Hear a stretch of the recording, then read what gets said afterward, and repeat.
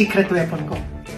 Ang Hair Rev Hair Thickening Shampoo at ang Hair Rev Hair Rescue Thickening Serum. Yan, lagi ko itong ginagamit religiously.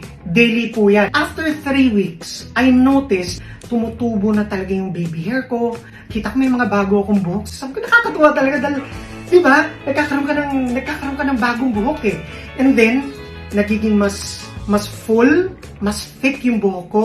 And then, kapag nakukunan ako sa likod ng camera, nakikita ko, yung rehistro maganda na dahil hindi na siya maputing-maputi, nakita yung anit. Napansin nga ng misis ko, tumingin nga siya sa akin, sabi niya, tsaka parang nag-iiba yung tsura ng buhok mo, parang mas mukhang buhay, mas makapal, parang mas mukhang bata daw. And sinabi ko nga sa kanya, it's all because of Hair Rev.